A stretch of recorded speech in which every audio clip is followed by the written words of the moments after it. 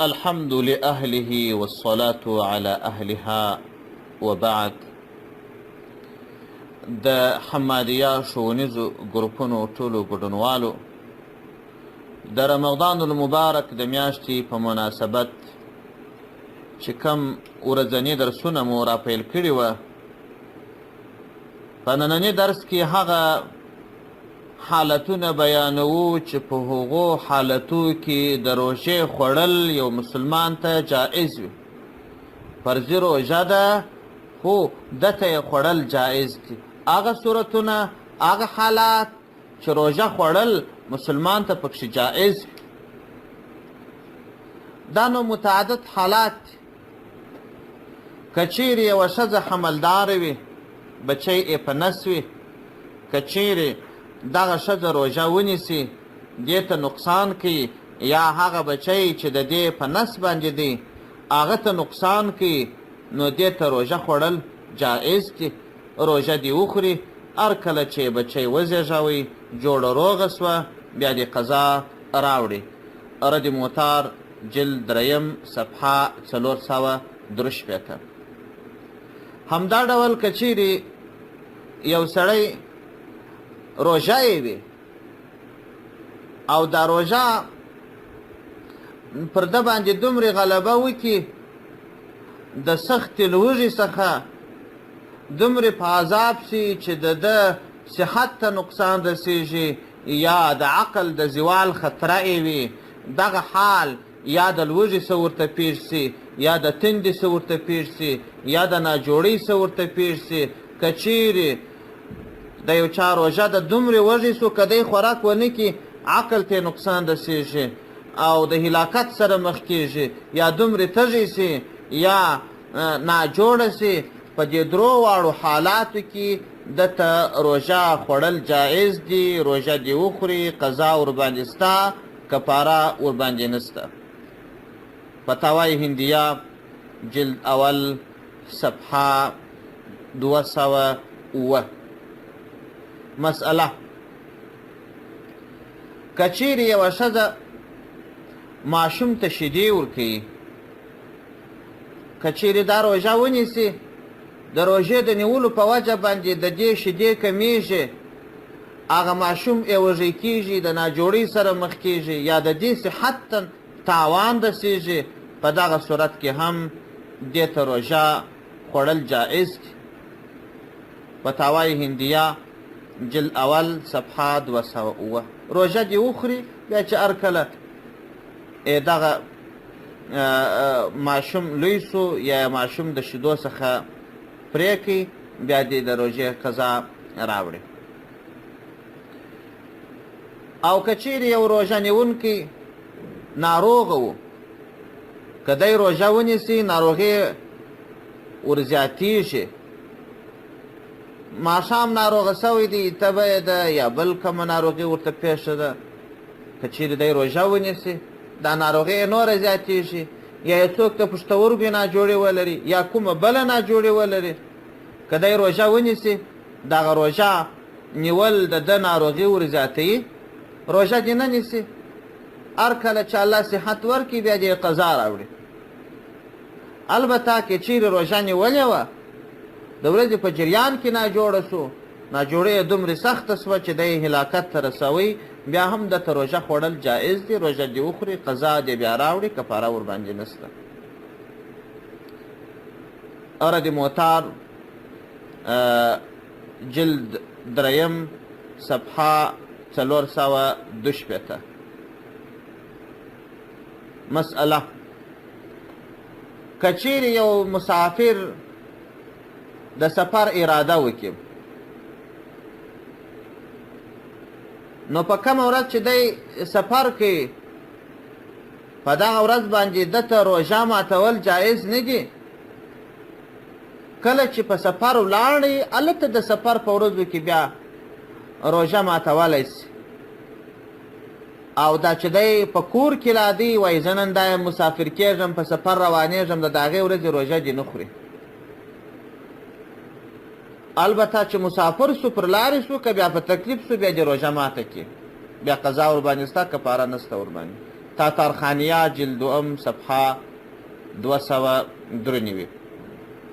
مسئله: که چیرې یو بزګر غنم کرلی وي، د لو وخت رالی یا کوم بل کښت کړی دی، اوس یې هغه د ریبلو وخت رالی، نو که چیرې دی روژه نیسي، هغه کار نسي کولی، او که روژه هغه کار پرېږدي، د ده د ټول کال خواري ځي، هغه کښت یې له منځه ځي، په دغسې صورت کې هم دته روژه خوړل جایز دي.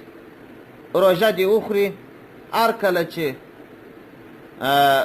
دغه ورځې تېرې سولې، نو بیا دې وروسته تر دغه ورځو قضا راوړي، د هغو ورځو په دغه ورځو کې دې نه نیسي. رد موتار جلد دوم صفحه 163. همدا ډول که چیرې یو څوک په روژه کې بېهوشه سو یا لیونی سو، یوه ورځ بېسده دی، دوې ورځې بېسده دی، هفته بېسده دی یا هفته لیونی دی، هر کله چې پر صد رالی د دغه ورځو قضا به راوړي. او که چیرې ټوله میاشت بېسده و یا ټوله میاشت لیونی و، هېڅ قضا ورباندې نسته. فتاوای هندیه جلد اول صفحه 208. که چیرې یو څوک په ځوانۍ کې روژې ورباندې سوي دي، 10 یا 15 یا 12، اوس شیخ فاني سو، نه فرضي روژه نیولی سي، نه هغه قضایي نیولی سي، نو دته څه کول پکار دي؟ هغه قضایي به څه پکوي؟ هغه قضایي روژې چې پر ده باندې دي، د هغو هم لکه د فرضي روژو چې فدیه ورکولی سي، د هغو روژو فدیه هم ورکولی سي. تاتارخانیه جلد دوم صفحه 292. مسئله: که چیرې یو سړی سپین ږیری وي، روژه نسي نیولی، شیخ فاني دی، د ژوند څخه مایوسه دی، د دې امید نسته چې دی بیا تکړه سي او بیا دې روژې ونیسي، دغه شیخ فاني دی د خپلو روژو څخه فدیه ورکړي، د میاشتې په اوله کې هم ورکولی سي، په منځ کې هم ورکولی سي. هغه سپین ږیری چې د روژو نیولو توان نه لري، ضعیف دی، عمر خوړلی دی، روژې دې وخوري، بس د هرې روژې فدیه دې ورکړي. رد موتار جلد دریم صفحه 302. او که چیرې داسې و چې یو سړی یا یوه ښځه ده، تر سپېدو وروسته ناروغي میاشتنۍ ورته راغله، یا یې ماشوم پیدا سو د ورځې په منځ کې، نو د هغه پاته ورځ روژه ماتولی سي او د دغه روژې خوړل ورته جایز دي، قضا یې سته او کفاره ورباندې نسته. فتاوای هندیه جلد اول صفحه 207. او که چیرې یو څوک په طبعي و فطرتي ډول داسې پیدا سوی، ځوان وي، ناروغه نه، دا وجود دا ظاهري ساختمان یې داسې دی چې دومره ضعیف دی چې د روژې نیولو طاقت نه لري، دونه انتظار نسي کولی د سې نه جوړه کړي، فطرتي و طبیعي و پیدایشي همداسې دی، او دا امید نه وي ورته چې دغه کس دې بیا د دې روژو دغه کس بیا دونه وخت پیدا کړي چې هغه د روژو قضا دې راوړي، نو دغه سړی دې فدیه ورکړي، او که چیرې الله صحت ورکړي بیا دې قضا راوړي. رد موتار جلد دریم صفحه 301. مسئله: که چیرې یو سړی ناروغه و،